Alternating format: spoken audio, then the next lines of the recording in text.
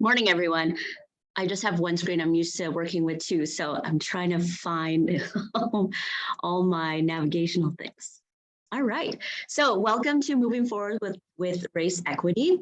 We are very excited that you chose to be with us and we get to be the first presentation. Woo! So so if you want to, Addie and I are going to be talking about a grant that we were awarded last year, and we are working on our second year towards it. So we'll give you a recap of what we did, and then we'll go forward into what we're going to be doing this upcoming year. Addie, can you see your screen now? No. Okay. Do you want me to hold on a second? I'm going to stop share and share again just to see if Addie can see the screen.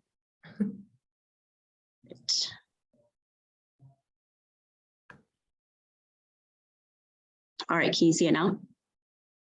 Yep, now I can see it. Okay. All right, so just kind of introduction of who we are. There's some people that I see here and know, and some I don't. So I think I see some of my team members. So hi, team. All right, so I am the program manager of Southwest ABE down here in Marshall, and there is my contact information. Hi, everybody. I'm probably a new face to a lot of you. My name is Addie Woolbaum, and I am the assistant for this grant and the Diversity, Equity, and Inclusion Assistant for the City of Marshall. So I was able to hire Addie through the grant, and she worked with me last year, and she's in college right now. So I was able to snag her for another year, and crossing my fingers, and maybe I'll get her for the third year of this grant. So we're very lucky to have Addie. All right, so here's our agenda.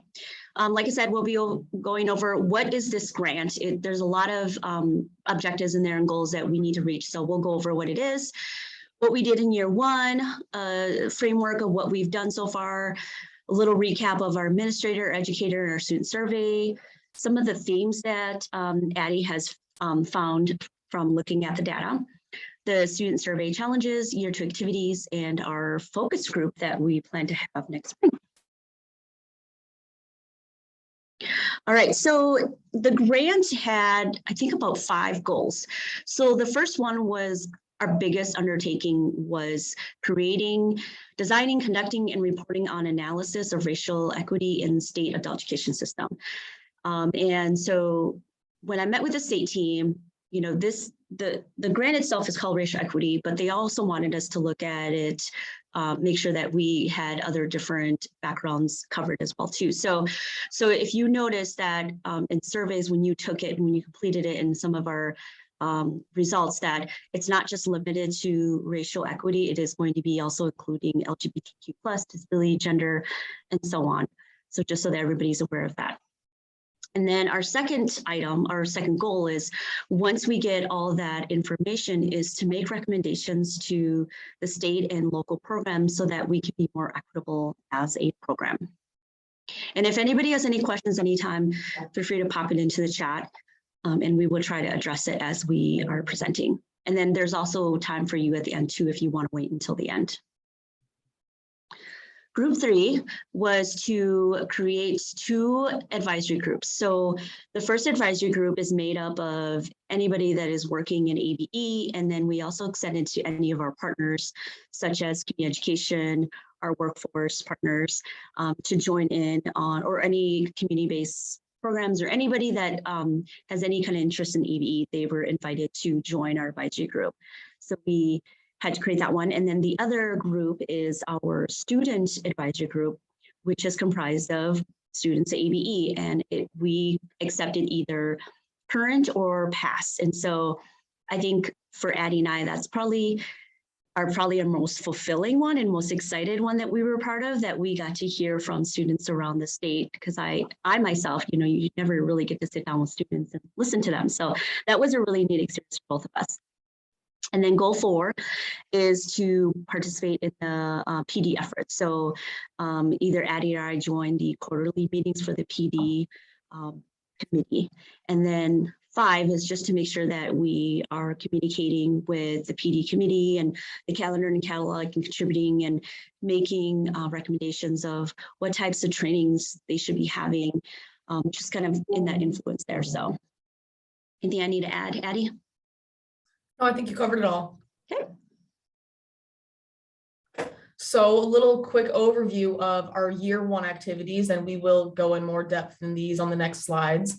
One of our first things we needed to do was select a consultant to get us a little bit more guidance on how to actually create a survey and make it a good piece of work. And then the next thing we did was we formed those 2 advisory groups that C just talked about.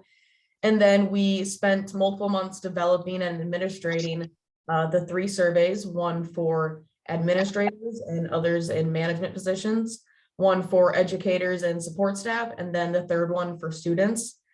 And then also part of a year one activity, we started thinking about and brainstorming our future idea of having these focus groups. So I just kind of want to introduce you to our consultant. After I hired Addie and I got together and we kind of started thinking about who we were going to hire to help with the data analysis. And so I did contact a couple of those, excuse me, a couple of consultation or, people that did it for a living, but it was, first of all, it's very expensive. And second of all, they have the knowledge, the expertise to be able to collect data and to analyze it, things like that, but they didn't necessarily have the equity background and the ABE background. And so through the Jody had suggested that maybe Rose. And so I contacted Rose and it was the perfect fit. So she has a lot of background in EB. She actually used to be the commissioner, and she said she was one of the people that hired one of our past directors on EB. So, and then she also does a lot of equity training. So she's got a lot of knowledge and experience. She actually recently just won the 2022 Bush Fellowship, and so she's going to be doing some more of her equity work through that. And so Rose helped us kind of create these surveys, is helping us analyze it. And so we've worked really, really closely with Rose. There's 3, the 3 of us are a really tight-knit group and we work so well together. And we've learned so much from Rose, and Addie and I keep thinking that because of Rose, we are able to add so many things to our resume that we'll be able to, brag to other people, hey, I can, create a survey or things like that. So we're really excited to have Rose on, and she will be helping us analyze information moving forward, and also help us put those focus groups together as well too.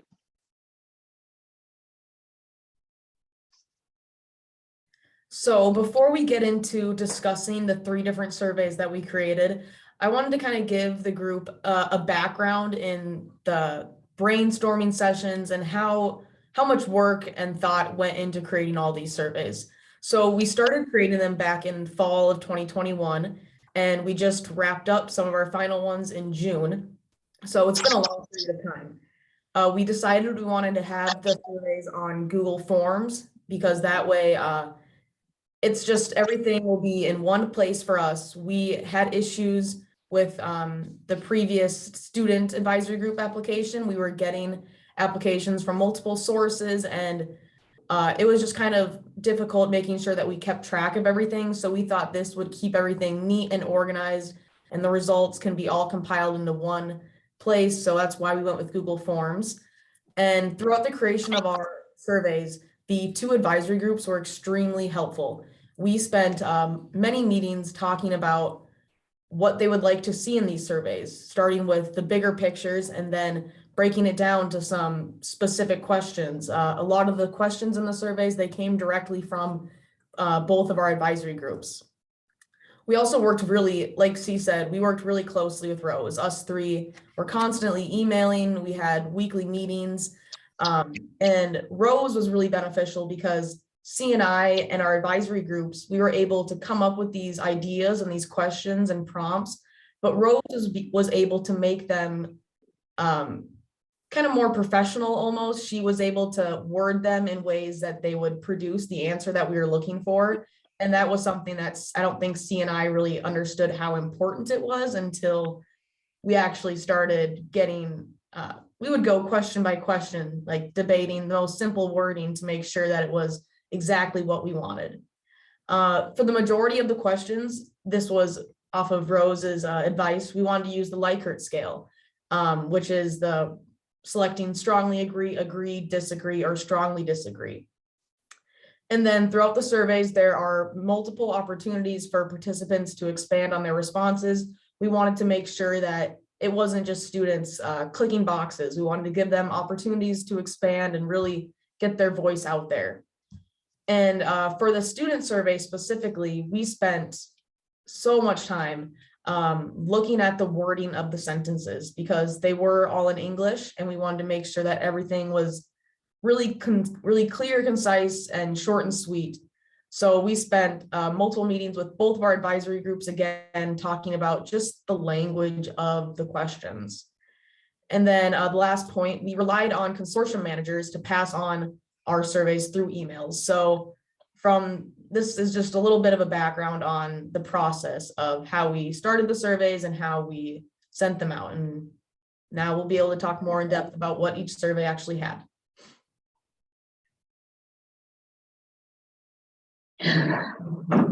Just a moment, I'm going to move this in. Okay, so the administrative survey. So I'm going to go through like Addie said, I'm going to go through the organization about how we kind of themed each area and the questions that are going to be in each section. So in section A, we kind of asked the administrators about organizational structure. So questions focus on the consortium organization, pay structure, fiscal hosts, because I realize as in my consortium, it's not structured how somebody else in the metro area might have structured their consortium. So that was kind of really interesting. Actually, in myself, it was really enlightening to learn because I assumed everybody split their consortium up like I did, and then realizing that, oh, that's not what they do. So it was interesting to see that information. And then in section B, we looked at student demographic data. And so this one is more sort of based on the SID intake process of, does the SID cover all these areas that we are collecting from students? Like, do we want to know, excuse me, we want to know like race, ethnicity, gender, age, disability status. Is that all covered on SID intake, and how inclusive is it? I know, it'll ask race and ethnicity, but how inclusive does it include because I know, especially in the metro area, there are so many different diverse groups that are not being covered. And I know that, as Addie and I were doing this, it's like opening a can of worms of looking at language and looking at ethnicities. It's like, yes, you want to be inclusive, but there's so much that how do you make sure that you include it all without leaving somebody out? And then another question was how inclusive the process is to understand the students. So are we collecting the right information? And then if we are we being inclusive in it so that way we can better serve our students? And then in section C, staff demographic data, I know that in the past couple of years, there is requirement of staff to collect data from staff of their demographic, their education, things like that. But I also myself know that if I have a staff person that's been there for 20 or so years, we don't have that updated information. And how do we get, and we ask for what trainings they've done, we ask for education, but we don't necessarily ask for things like disability or ethnicity and things like that. And so this is kind of to understand what is your staff comprised of? How many people of color do you have? Are you yourself, a person of color, or what diverse background do you represent? Because SID only collects so much, and we wanted to make sure that we get a really full picture of who is represented in ABE, and then who the students we serve. And, obviously it's not always going to reflect each other, but how can we do to make sure that we, what can we do to get there to close that gap? And then focus on, and like I said, focus on the representative staff and the students they serve. And then section D is the connection between hiring and retention practices and inequity and inclusivity. And I know as Addie and I have kind of talked to our advisory groups, we're finding out that everybody has different hiring practices, and if there's exiting and how people get positions. Some people do like not a lottery, but a sort of auction kind of thing. And so is that equitable? Is that fair for everybody? So we're kind of learning about all that. Other questions, Addie? Oh, okay. And then section E is supporting and advancing equity. So just kind of asking questions about, are there PD opportunities and is there a plan for staff? And how supported administrators feel to pursue equity and advance equity at their site? I know that being a teacher and getting your license renewed every 5 years, you just have to do a cultural competency once a year to get that. But in our staff, do we provide them more opportunities? And if so, how are we as administrator providing support for our staff? And do they feel like they're getting enough of it? And actually, as when Addie and I go through the educator surveys too, it's kind of interesting to hear their side of, do they feel like they actually feel supported, and what has their administrator done? And are we being all consistent, we being consistent too as well? Because as administrators, are we all offering the same opportunities? Yes, we have our staff go to Summer Institute or regional conferences, but are we requiring that they themselves are attending these? And then what can we do to make sure that our staff feel supported? So that section E has a lot to do with that. Section F is just general comments, feedback, questions. So kind of anything that we didn't cover in the survey, because as Addie said, we sat with Rose for each one of these surveys, and we spent a month going through every single question and how to word and how to say correctly, and are we covering everything? And obviously we're not always going to be able to cover everything, because we realized after we completed the survey, like, oh, we should have asked this, we should have asked that, but that's hindsight. And so this is kind of just like a net to catch anything that we missed, that anybody is dying to tell us, like, we didn't ask this, I want to tell you this. So this is kind of a catch-all. And then section G is just more about you. So, we know about their staff now. Now we want to know about themselves. Like, tell us about yourself, as administrator, what do we need to know about you? So that way, again, Addie and I could see what the administrator demographic is and what they represent. So moving on to the educator survey, we have section A is asking them about their role. We just kind of wanted to hear more background of the teachers that represent ABE. So we wanted to hear about their position title and some of their duties in their role, and then their experience, whether they've taught at other locations before, just to get a better picture of who is leading our ABE. And then going on to section B, this was about professional development. And it was somewhat similar to the section for the administrators, but we wanted to make sure that it was similar so we could see the similarities and differences between those questions. So we asked participants if they felt supported by their administration, and we'll be able to look at whether the administrators say they support their staff, and we'll be able to see how the staff actually receives that. We wanted to see if we asked a couple questions about if they felt confident to pursue equitable outcomes in their daily teaching lives, if they felt confident in leading from an equity lens and confident in their ability to reach all sorts of students. And then we asked them about the quality of PD efforts, and we left them a place that they can respond and expand more about the pros and cons of their professional development that they've received, if it's on the right topics they want to hear about, if it's paid for, if they have to put in extra time and resources into getting this professional development. We thought it was important to see where they're at with that. And then moving on to section C. This was a huge topic for both of our advisory groups. Resources and accessibility are something that just about every site could expand on in one way or another. We wanted to ask participants if they felt that they had an adequate amount of resources and support for their diverse learner needs. And this can mean there are all sorts of resources. And we asked if they could list some of the resources and support that's available to them. And we found out that at a lot of places, some places just kind of have resources for some groups and not all. So that kind of painted us a big picture of what we have available. And also we wanted to ask participants if they're aware of accommodations and the large various amounts of accommodations that are out there. And we asked them if they're confident to support their students' needs that may need these accommodations. So then in section D, this was our teaching and learning section. talking about more of the in-classroom experience. So some questions were about the appropriateness of curriculum and materials used, if it is representative and an accurate reflection of the students that are using it to learn. We talk about the applicability of PD opportunities in the learning environment. So if they're actually able to take what they learn in these PD efforts and bring them to the classroom, and if they actually provide meaningful outcomes. We ask them if they're comfortable to discuss current events, kind of like the climate of their ABE sites, if they're comfortable to talk about race and other hot topics such as that. We ask them if they have knowledge of equity-centered practices, how to bring those things into the classroom.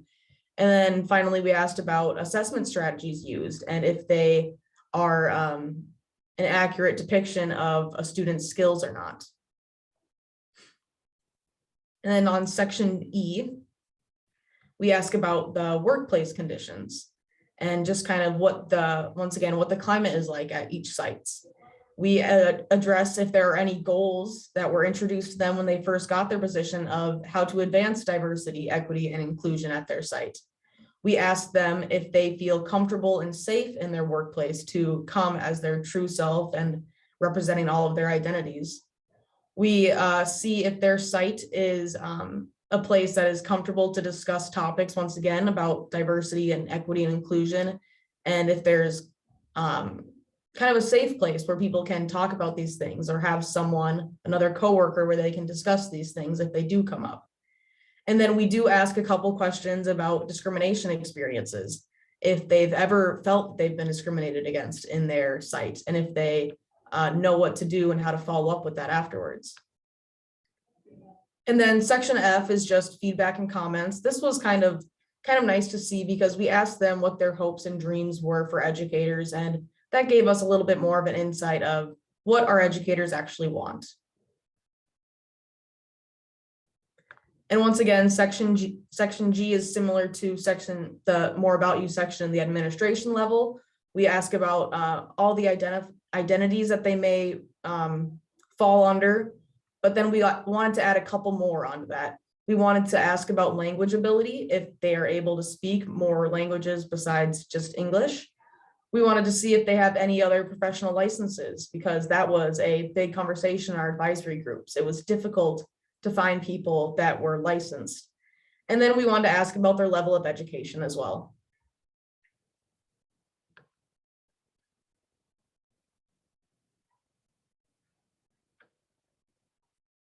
See, you're muted.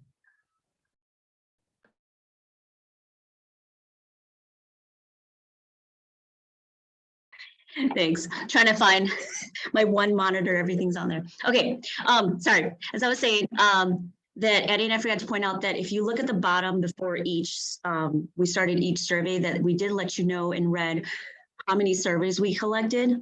So for the administrator, we collected 53 responses. And then for the student, we had educator, we had 123 responses. So very good. We also kind of noticed that as we trickled down into who was taking their surveys, that we had less and less people. And I think that was kind of the communication system that we had to go by. You know, I sent it out to the managers. So thank you, managers. If you sent it out, thank you so much, the consortium managers. But we relied on the consortium manager because that's who the list I have. And then hopefully they trickle down to the educators and then the teachers and whoever needs. So, but I thought, you know, all in all, we did pretty well for what we gathered. So for student survey, section A, it was starting my ABE journey. And this was accessibility information, onboarding support, accuracy of level placement. So this is kind of where the first process, the first point of contact when you get a student is, you know, did they get the information about when a class was starting? Do they get the information about where to start a class, where to sign up? The onboarding support, did they get enough support in when they started classes, where they're supposed to go, where materials are, things like that. And accuracy level placement, I know when Addie and I were in the advisory group with the students, there were some concerns about that, and that students didn't feel like some of them were placed accurately, and that they were just kind of put into a place. And so, so we're looking at things like that to see if, are we putting students correctly in the place that they should be? Are we going off of what is it, guesses that we think that they should be at this level based on just talking to them? So that's what we're trying to gather from that one. Section B is supporting my ABE journey. So this is through the actual process. So our resources available, accommodations for supporting learning needs, mental health needs, religious and cultural practices. Section C is what am I learning? So the relevancy of subject skills being taught. Is that what something they need right now? Representation materials being used. It was really hard when we were in the student advisory groups. It was hard for me to not talk on some of the relevancy because,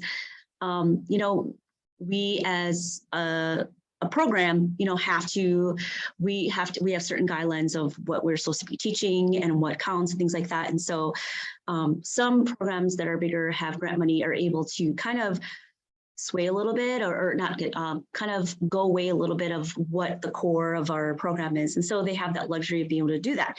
And so I think some students, I don't think they fully understand the process of that. Okay, we have, this fund and we have to use a certain way. And so students were, so I was trying not to say anything and just let them talk their piece. And then, maybe there's a way that we can maybe communicate to people that, okay, these are the classes we have to teach because that's what our funds have to be used for. And so, but it was interesting to hear them about, they want to learn more about how just life skills. And maybe, we as a program need to look at with the PD training is what kind of training curriculum can we put that has more of those life skills integrated into what we're teaching in reading and math and things like that. And then the representation of materials being used is, do students feel like they're seen, like the material is relevant to them? I know I was just in a group and we were chatting about the curriculum itself is when, students are reading something. And I know that sometimes some materials we use, they change the name on it to, give it an ethnic name, but is that enough? What is the actual activity that the person doing? Is that actually representative of what their name and their culture and things like that? Section D is how am I learning? So questions about their learning experience, as in the way they're learning and their learning autonomy. So is the program supporting what they're learning? Is the experience, is it what they thought it would be? And I think this one was some of the things that came up was with the virtual learning and then the in-person learning and how students are adjusting to that. Section E is relating to ABE staff and classmates. So how are they being treated by their teachers and classmates and teacher representation? And just to assure you, we don't, when Addie, Rose, and I were writing stuff like that, we don't write like, tell us who, is mistreating you. We don't say things like that. We just want to say, do you feel safe at your place? Do you feel like there's somebody that you can go and talk to? Things like that. So we want to make sure that we ask questions and that they weren't necessarily pointing fingers, but in that they address an issue that is going on in their program and what can we do to help them. And then section F is more about you. So, why did they drop a class? Why did they leave a program? I think it was really interesting to see this because I thought childcare would be number one reason, but it actually was something else. And once we get all the results, we'll be able to share with you all of, how every single one of these surveys panned out. And then how far they needed to commute. I know up in the metro, there's lots of different programs spread out through the metro there.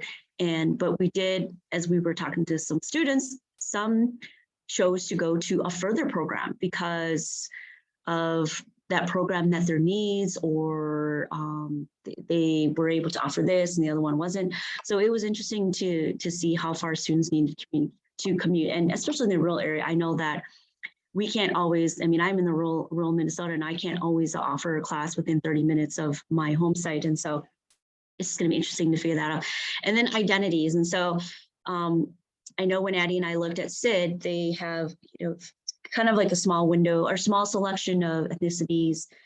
And so we opened that can of worms, didn't we, Addie? And we Addie did an amazing job spreading out. So we kind of did a general question, and then if they click that one, then it took them to a whole big selection. And then if it wasn't anything that we had, then they were able to fill it in. So make sure that we were able to capture all the identities as accurate as possible with the students who took this. Because even as we were collecting applications for the student advisory group, Addie, I think one of the questions was, are you African American? And so we had Somali students that were clicking that because they didn't have any other option, and realizing, wait, we have Somalian, we have Kenyan, we have, Black, and they're not all the same. And so it was eye-opening to us to realize, wow, we are kind of generalizing even within our questions here. So that made us realize we need to ask more questions. And then the section G is just comments and feedback. So anything that they want to share about the ABA experience, any feedback and concerns that they had. So just back on the student survey, we had 458 responses, and we are pretty happy with that. There could have been more, there sure could have been less. So we took what we got. So the next thing we're going to do is discuss some of the themes in the 3 surveys, starting with the administrator survey. A lot of the responses, specifically asking about SID and the identity questions, they said that they're pretty out of date. Like, for example, to only have a male or female option, a lot of people thought that was pretty out of date. There should be other options, like an other or a non-binary option, something like that. Another thing is that some programs do collect additional student information to better serve their students, while others just do what's needed from them. Another big theme was that there is a lack of representation. We found out that for the question asking if the staff demographics are representative of the students that they serve, only 54.7% responded that they disagree. So we learned quickly that the staff does not represent the students that they learn. And another big theme was that it's challenging to fill positions due to lack of licensed staff and also trying to pursue or lessen the diversity gap. We also found out that some sites are doing significantly more to pursue equity than others. So we think about that, who's benefiting and who is at a loss in those situations. It's the students. A lot of people, we were happy to see this, they acknowledge that there is a lot of work to be done, but it's a big thing to take on that people aren't really sure where to start. And then another big thing we found is that 83% of the participants that took the administrator survey, they identified as white or Caucasian. All right, and then the educator survey themes, and I'll try to go fast because I think we have about 10 minutes left here, Eddie. All right, is more professional development opportunities provided by site focus on equity, funds for resources and trainings, lack of confidence to assist students that may need special accommodations or other accessibility support, and educators want more accessible and relevant training. For the student survey, this one is the one that we haven't been able to look at mostly in depth because of all the responses. But so far, we came to the conclusion that students would like to see more technology services in classes to be able to be a part of the world around us better. Like C said before, they're interested in more useful life skills and just life skills in general. Overall, they're pleased with their ABE experiences, so that was good to hear. Yeah, and Addie and Rose and I talked about how the student surveys, they were actually really positive, and so that's why it's going to be so important for us to have that focus group in the spring, is to really like dig in and say, okay, what can we do to help you? What do we need to do better? Because as you know, you probably have students in your classroom, they're so happy, they're just happy to be there and they want to please you. And so they're not going to say anything negative. So we want to make sure that we pull out what is it that they really need from us. All right, and then student survey challenges. So translation. So I know I had to send a email after I sent out the student surveys, but we just kept it. And the decision was not made lightly, was to not translate the student survey. And again, I go back to opening that can of worms. There were so many languages that we would have had to translate the survey into, and then getting it out in a timely manner. So after much debate and talking with our advisory groups, roads, we decided to just keep it English. And then just to make sure that if our instructors can help our students complete the survey, that would be fantastic support on their part. Because otherwise, translating was going to be just a monumental task that we just didn't have the time or money to be able to get done. And then the other big challenge that we have right now that Addie and I have about, was it 2 weeks here, Addie, to complete is the only students that we were not able to get any survey results from or applications from, responses from, was from students that were in the DOC. And so right now we are in the process of completing a application that, and there's a huge list of here of what we need to do. We have to complete an application, we have to complete a literature review, and we have to get all that in some background check, and we have to get that sent to the DOC Research and Evaluation Advisory Committee by September 1st, and then September 15th is when they meet, and then we'll find out if they approve our human study or not.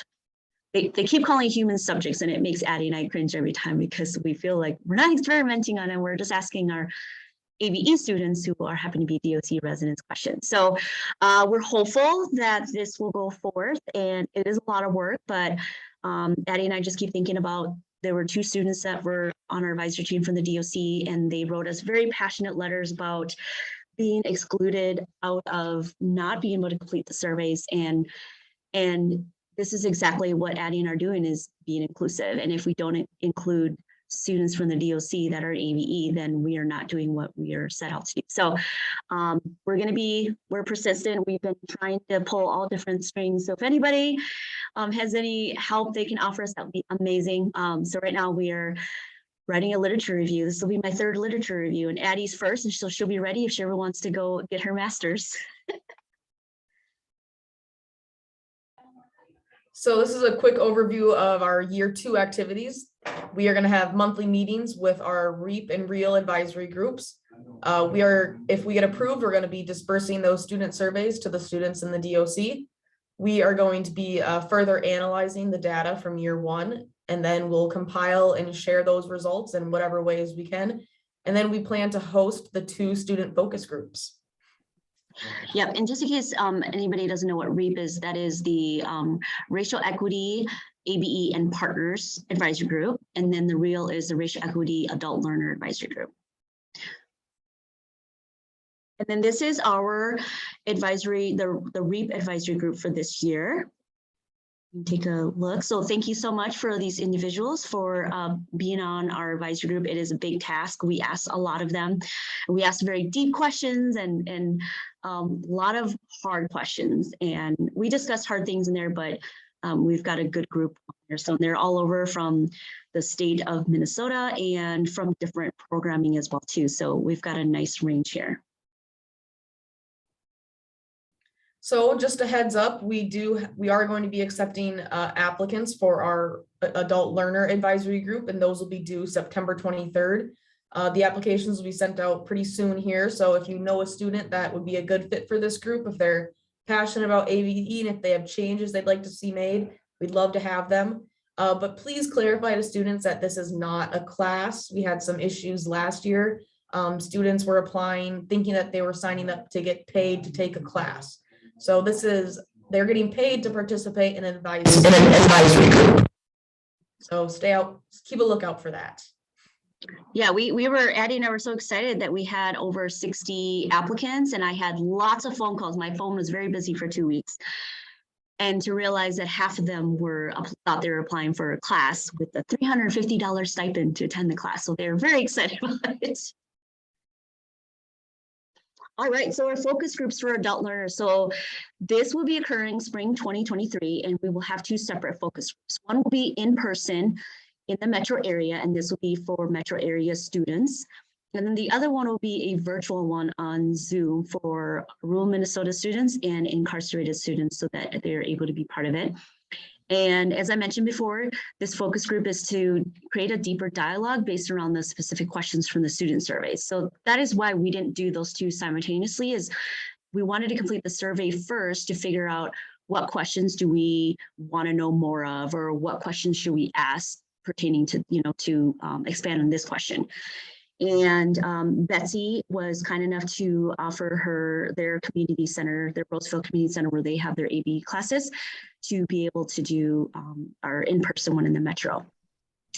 And so how you can help is keep an eye out for emails, because we're going to be looking for students to participate in 2023. And obviously there's going to be a stipend. So let us know what students you think will be great at participating in this. And don't let language be a barrier. If you have students that need language translators, we can definitely get translators to be there and help translate. So if you have any questions, you both have Addie and I our contact information. Are there any questions? I know that was a lot of information. We will be sharing this on the SHED website or app, whatever it is.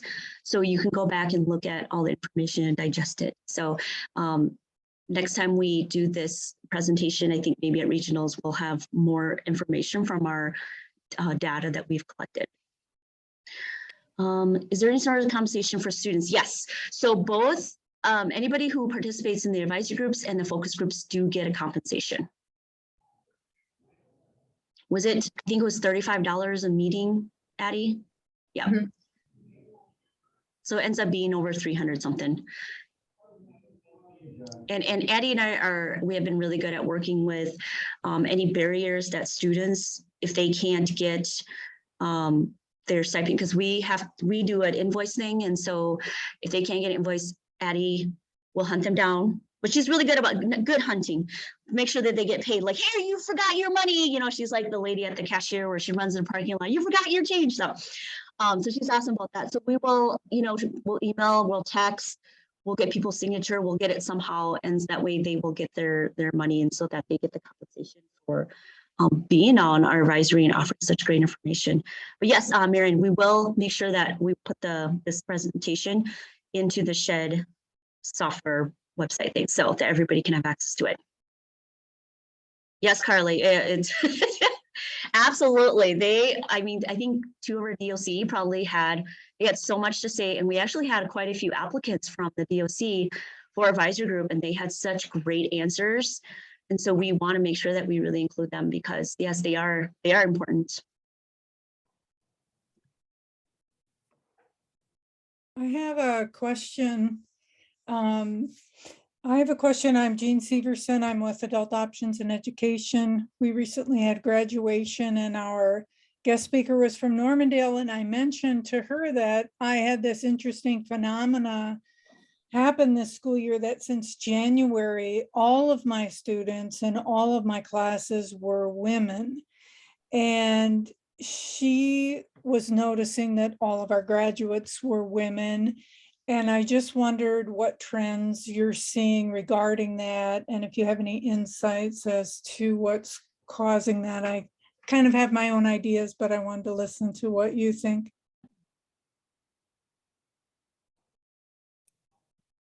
As of now, I don't think we really have any answers for that. It may be something that comes up when we dig into all the information more, but as of now, I guess I'm not really sure. I'm wondering if the pandemic has affected this, in that, women are maybe starting to take charge of their education, or because there's more virtual options too, that the women are able to join from home. I know we have a lot of women who come because they are able to join because they can join online, and they can just mute themselves and turn the camera off, and they can still watch their kids or during nap time or something like that. But oh yeah, and Carly said majority of women have been ABE students have been majority women for years. All right, I'm going to interrupt here. We are at 10:15, a little bit over our time. So we're going to finish the workshop. Thank you so much, C and Addie. Thank you to our interpreters and to Liddy for tech hosting. And again, you will have these materials available to you through the Sketch app. And so you can go back and check it out. Your next session starts at 10:30. so you have a little time. And it was so great to see so many people here. We had about 120 people. So great to see interest in the topic of equity in our field. So thanks, everybody. And we'll see you later at your next session at 10:30. Thank you, everyone. Thank you.